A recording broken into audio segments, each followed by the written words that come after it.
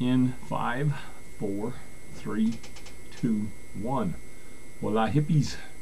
Some avuncular advice under the guise of a crumbling cookie from your old friend, Dr. Woody.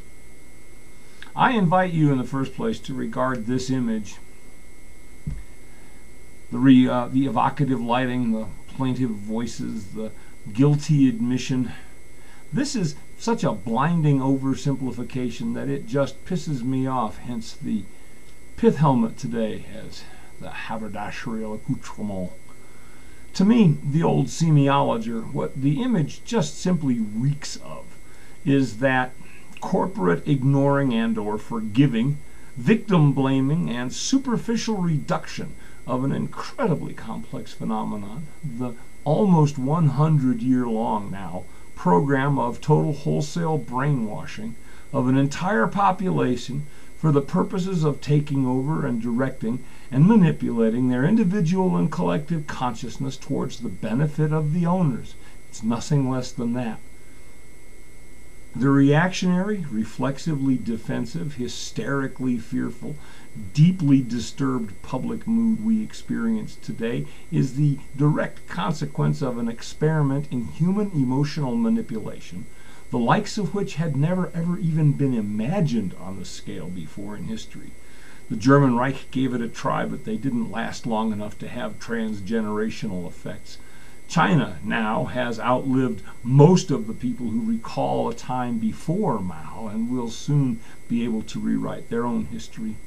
The U.S. effort was begun under the auspices of Woodrow Wilson, the archetypal neoliberal who, after 1916, used the new mass media technologies to woo or threaten or cajole or bribe and finally to bully the people into a war he had been re-elected in 1916 for keeping the country out of. Wilson, more and more, has come to be regarded as the prototype of neoliberalism. The program was directed and abetted by and in full consciousness of the best liberal minds of the time, the same class that Lenin called the vanguard intellectuals in the United States. These included like Walter Lippmann and Ivy Lee, and of course Freud's favorite nephew, the Vienna-born and educated Edward Bernays. It was Bernays who a little later would pen these immortal words, if you'll bear with me, about the people's true rulers. The conscious and intelligent manipulation of the organized habits and opinions of the masses is an important element in democratic society. Those who manipulate this unseen mechanism of society constitute an invisible government, which is the true ruling power of the country. We are governed, our minds are molded, our tastes formed, our ideas suggested, largely by men we have never heard of. This is the logical result of the way in which our democratic society is organized. Vast numbers of human beings must cooperate in this manner if they are to live together in smoothly functioning society. In almost every act of our daily lives, whether in the sphere of politics or business, in our social context or our ethical thinking, we are dominated by the relatively small number of persons who understand the mental processes and social patterns of the masses. It is they who pull the wires which control the public mind. As to the contents of the guilty dad's sorrowful admission, and obviously not the only accurate reply would be, "Child, that's a good question.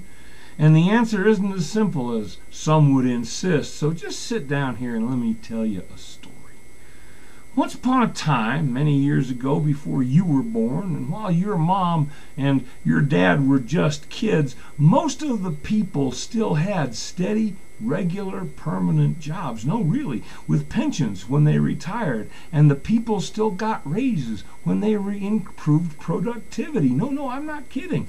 But then around 1980, the bosses decided unilaterally to violate the de facto bargain of the previous 50 years or so, which was to share profits from improved productivity with workers by way of increasing wages.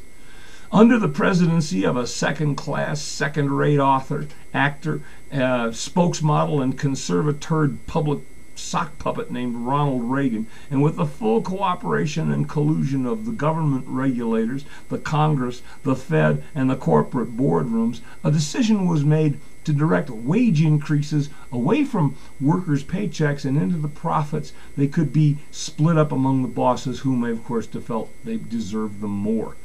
Now, there was a glitch in the system, maybe you can see it, but the clever buggers figured it out soon enough.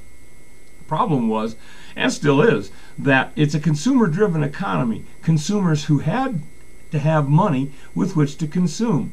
But without pay raises, where would that money come from? The bosses still had to keep up demand, had to move those refrigerators, those color TVs. And here's where they proved their true predatory capitalist genius. They took the profits they reaped from not giving people wage increases and turned that money into loans to people from whom the money was originally stolen in the wage increases they didn't get. And the proles, therefore, could buy the tchotchkes upon which the most powerful economy in the world depended, on credit.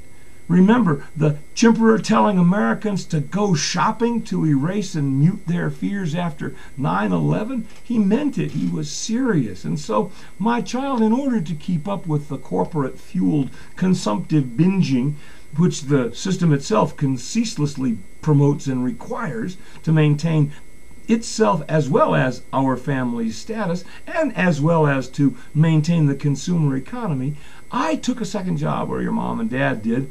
They went to work. They had a house to keep up and 4 cars, maybe more or less, yours and theirs, and the one for your brother too. You know, they're not cheap. Insurance for kids these days can reach $2,500, $3,000 a year. And vacations, remember Disney World when you were 10, and all those personal electronics you've got, you know, they're not cheap. What, $200-300 a month for phones and Wi-Fi? So what with one thing and another, this generation, your parents' generation, kind of lost track of politics. I mean, they voted, but there wasn't time to really notice what was happening. So I'm sure they're sorry for letting it get away, but if you want to help, the best thing you could probably do is quit your bitching and go get a fucking job and start carrying your weight, because money doesn't grow on trees, you know. Freedom ain't free, chillin'. See you at the beach.